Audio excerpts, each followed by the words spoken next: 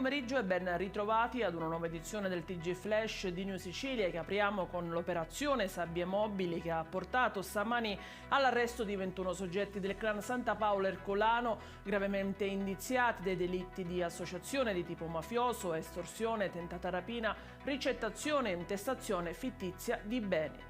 Tutti i reati sono aggravati dalla finalità di agevolare l'associazione mafiosa di appartenenza. Nel mirino della Polizia di Stato di Catania, in particolare, sono finiti esponenti di Cosa Nostra Catanese del clan di Lineri. Erano specializzati nelle richieste di pizzo ad imprenditori e commercianti del capoluogo etneo.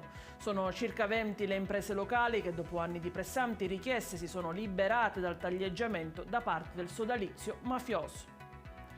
Si sono rifiutati di risalire a bordo e sono rimasti sul Molo 10, dove è attraccata la Geo Barents, e i due siriani che ieri pomeriggio si erano buttati in mare dalla nave di Medici Senza Frontiere. Le loro condizioni, riferisce la ONG, sono buone. Intanto è stato presentato il ricorso dei legali della Humanity One al Tribunale Civile di Catania, con cui si chiede al giudice di ordinare lo sbarco immediato dei 34 migranti rimasti ancora a bordo. Ancora in preparazione invece il ricorso che sarà presentato al TAR del Lazio contro il provvedimento che impone al comandante della nave di lasciare il porto di Catania con i migranti a bordo, disposizione che al momento non ha una scadenza.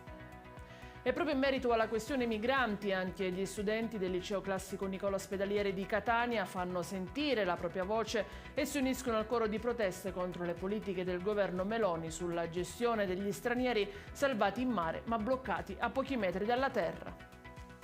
È in chiusura la fine di due società di Francesco Paolo Bagnasco, imprenditore palermitano, ora in amministrazione giudiziaria per un anno. Il 45enne è finito in un'indagine della DDA, accusato di avere chiesto e ottenuto dai vertici mafiosi del mandamento di Pagliarelli il pestaggio dei responsabili di due rapine subite in due negozi della catena. Le società, entrambe con sede a Palermo, operano nel settore del commercio al dettaglio di saponi e detersivi, con ben 10 punti vendita nel capoluogo siciliano.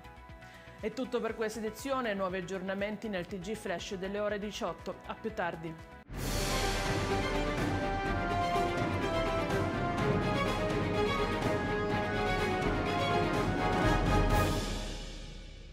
Procar, centro assistenza autorizzato BMW e Mini, adesso anche BMW Motorrad, via George Marshall 7, Mister Bianco, Catania.